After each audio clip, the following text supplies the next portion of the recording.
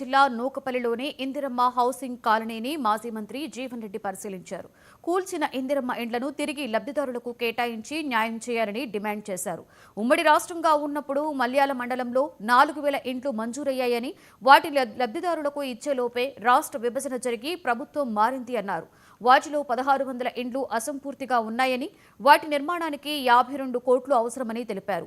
అంతలోనే ఇప్పటి కాంగ్రెస్ ప్రభుత్వం అందులో 100 ఇండ్లను కూల్చివేయడం అన్యాయమన్నారు. ఈ విషయంపై జిల్లా కలెక్టర్కు నివేదిక ఇచ్చినా ప్రభుత్వం నిధులు విడుదల చేయడం లేదని ఆరోపించారు.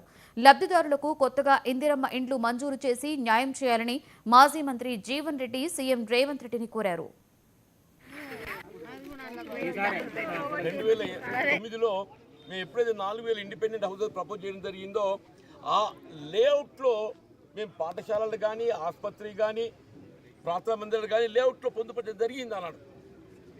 ఇవాళ ఏదైతుందో మీరు లేఅవుట్ అనేది రూపొందించకుండా మరి ఇష్టానుసారం నిర్మాణం చేసి ఇవాళ ఏదైతుందో మరి నిరుపేద వర్గాలకు చెందినటువంటి ఒక మధ్యలో నిలిచిపోయినటువంటి ఒక ఈ బేస్మెంట్లే కానీ, లెంటలే కానీ, రూఫ్ లెవెల్ ఉన్నటువంటి తొలగించడం దురదృష్టకరం. మేము తీవ్రంగా ఖండిస్తున్నాం.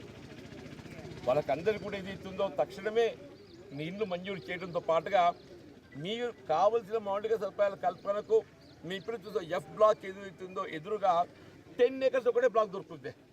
ఇప్పుడు మీరు కూడా గమనించి చెప్పంటున్నా, ఇప్పుడు ఆ ఫారెస్ట్కు దిగువ వైపు ఏదైతున్నదో ఎఫ్ బ్లాక్ ఉన్నో ఆ ఫారెస్ట్ దిగువ వైపు ఏదైతుందో దాదాపు 10 ఎకరాలు మీకు ఒకటే బ్లాక్ లభిస్తుంది.